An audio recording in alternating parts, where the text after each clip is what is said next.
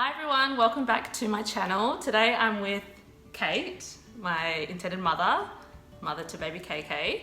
I asked you guys, to send in some questions because a lot of you had some questions about you wanted to ask Kate. So yeah, we're just going to run through them, and there's quite a few. So I'm going to jump right in, and hopefully it won't be an hour long. So yeah, we'll see. So one that was asked a few times was, how did we meet? Michelle and I met at a surrogacy seminar. Yeah, so that was in 2017, early? Yeah, I think February. And so we sat next to each other because I was by myself, and kind of just latched onto them, and yeah, we've been friends ever since. So yeah, that was somebody asked, how do we meet, because they would like to find a surrogate in WA. Okay. So a good place to start is the Facebook groups, like Australian Surrogacy Community or the WA Surrogacy Community, and also Fertility Connections is a good place, as well as Surrogacy Australia is a new one. The Family Surrogacy seminars is where we met. So. Yeah, I recommend once you join those groups and they organise the catch-ups and things like that, to go ahead to all of those and go to the seminars, because it's really hard to build a kind of rapport over the internet. Sometimes it's much easier to get a kind of vibe of what people are like when you meet them face to face. Has anything come up along the way that you didn't expect? Feelings, emotions, challenges? Nothing that I didn't expect, I suppose. I think it's been weird. I think what I suppose I didn't expect was to not have more stuff come up, as weird as that. Yeah, I feel the same way. Yeah. Because you hear a lot of, I guess not negative, but being a lot harder, but for us it's been quite... It's been, really... Touch wood. Touch a lot of wood.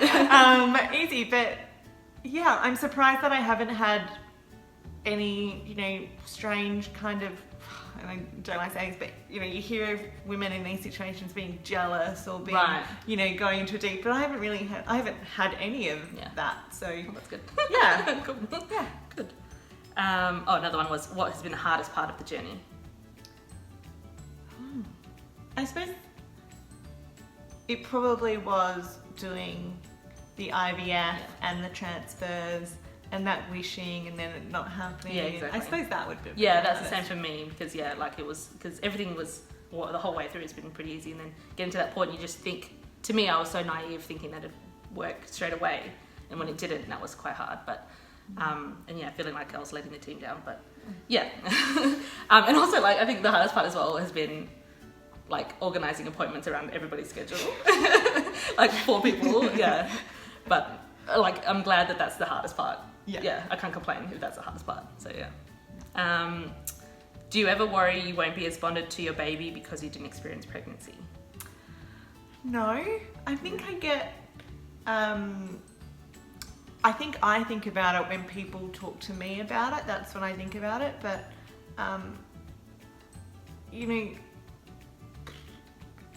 I throughout growing up, I had a lot of experiences where, my mother was adopted and we had family that were close family, but they weren't biologically ours. And so there's a way, I've always... Family is what you make it. It doesn't have to be about... Yeah. Exactly. Yeah. And I know that you don't need to have that bond of having a baby inside you to then bond with a child. Right? So yeah, that's what it is.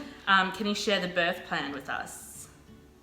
And I also had another question that was, is there any reason why we're doing a home birth? And do the IPs have much input in how we envision the birth to go? And any decisions that may need to be made during labour, or is that left up to the surrogate?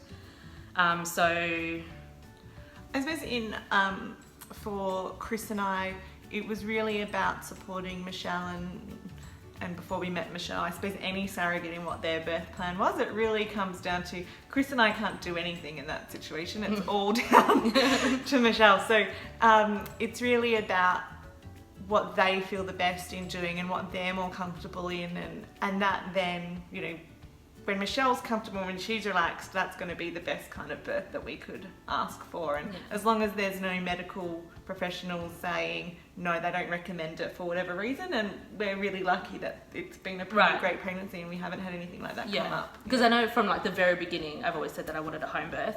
Yeah. And obviously I've had 2 hospital births with my 2 kids, and the reason that I wanted to do a home birth this time around was because I had 2 great births, but I was also like, if it doesn't work out, then of course I'm happy to have a hospital birth. So I think we're both really like give and take that way. And yeah, the reason I wanted to have a home birth was because I wanted everyone to be there.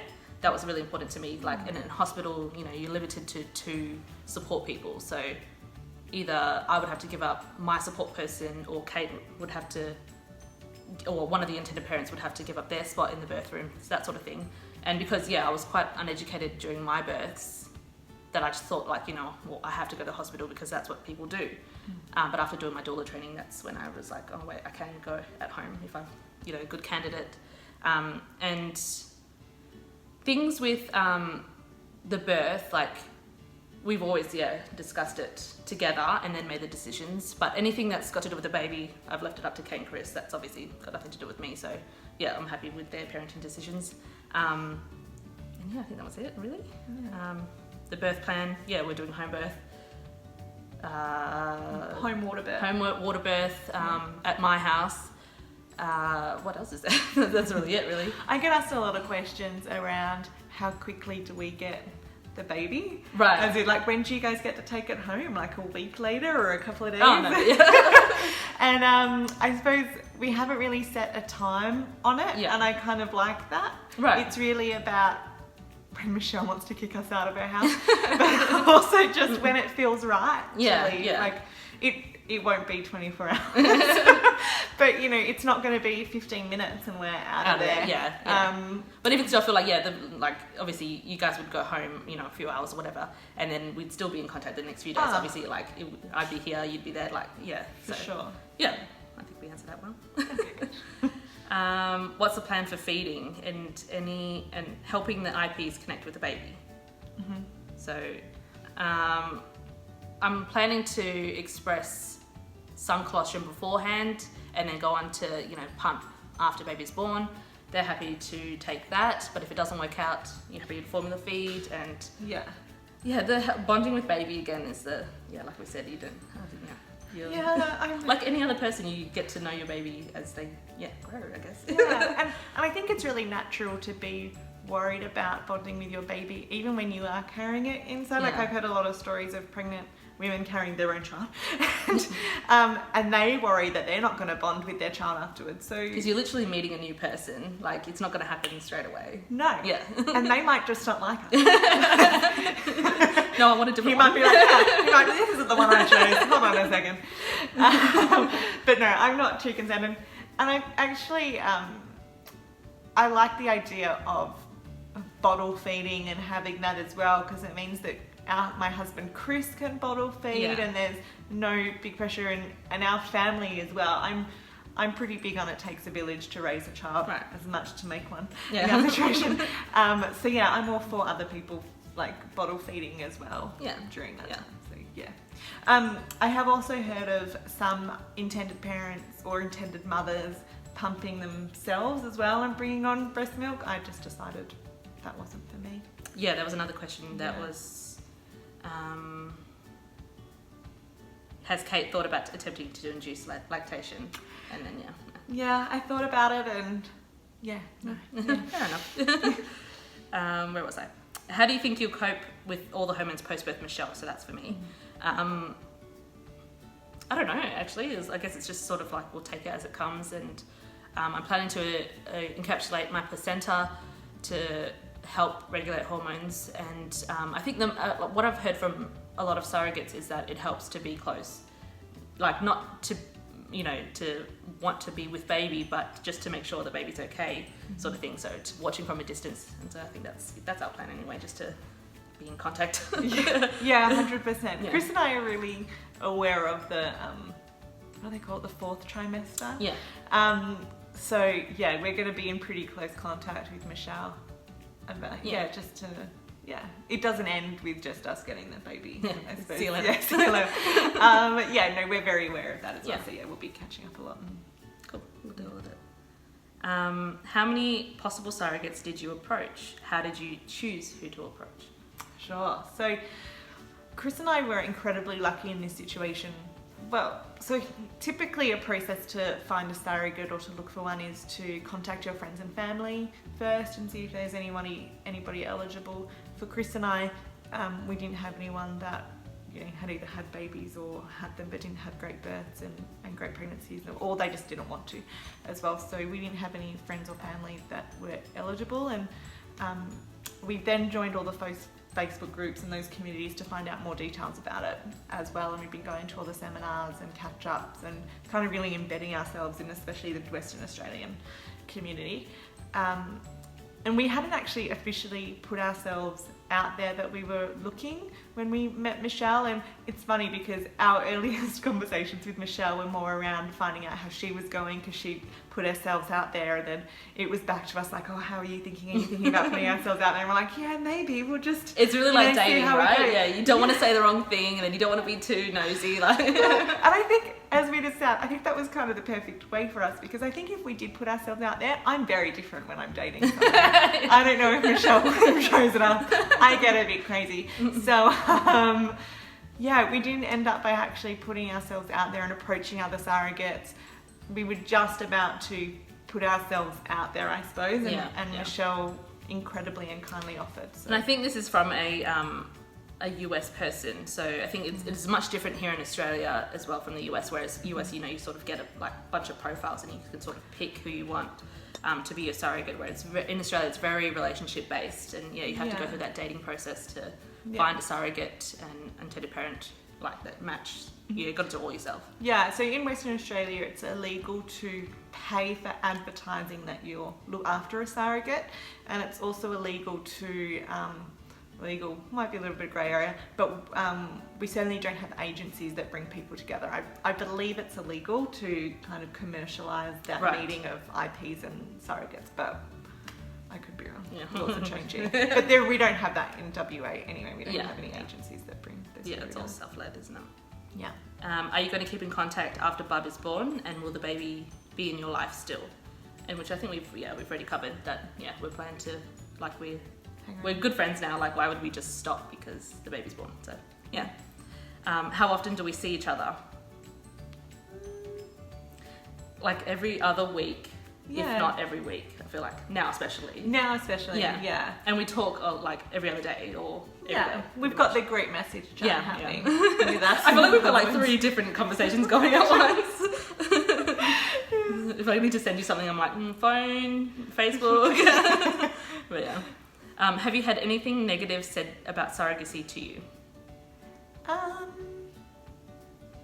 Not to my face. Yeah. Yeah, not to my face, not directly to me, but certainly there've been some Facebook comments of it, as there always are, on articles related, or I've put my comments on a certain person's Facebook page and the comments back weren't great. Yeah. So yeah. Yeah. That's what I feel like. People have their opinions, but they won't say it to your face. No. But yeah, and it's always only anybody in your life is positive. It's just trolls online. That's the only people that really get the backlash. But yeah, and usually I find it's backlash when it's uneducated. They're naive about the surrogacy process within Western Australia and all the process and all of the legalities and counselling that we go through. Plus they kind of judge our situation without knowing it either. Yeah. And there's a lot of assumptions there. One of the biggest questions that I got through this whole thing was, is it legal in WA? Because it's only been legal since 2008. Yeah. So 10 years and yeah. And then for me, it's always I get if I'm being paid for it, and people will give me that sort of, well, it's not such a gift if you're being paid for it. Whereas that's the uneducatedness where it's illegal in Australia to be paid as a surrogate. So yeah, it doesn't usually bother me because I know it's coming from an uneducated place. If Kate was to want a surrogate again, would you do it together? is process shorter a second time? I don't think we've actually talked about We this. haven't. Here we go. Hot seat. I've always wanted 2 kids, and this has been really awesome. So I would love Michelle to do it. But I'm also very much, let's actually go through a birth first. Let's actually have this child before we then discuss any kind of future ones. Yeah. Because who knows? Touching a lot of wood. Because I'm the same, because this pregnancy has been really easy and like really fun for me. So I've had a lot of people already ask me if I'd go again, and I think I've said it to them that I'll be happy to do it again because it's been so good. But I don't think I've said it to you because I'm like, too much pressure for you to have another child. And we always go on about like how my second child was really hard. Like Isaac is really hard, was a really hard kid. But I think like the best thing I ever did was give them their siblings. So I'm keen to go again. Let's do it. But I don't know if it would be shorter the second time. Surely it would be because we just pump it out, but.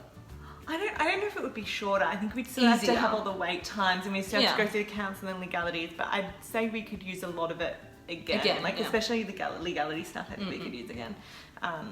So it could be, but who knows? Yeah. We'll cross that bridge. Yeah. No pressure. Why is Kate called the intended mother? I mean, I get why legally, but why not just mother?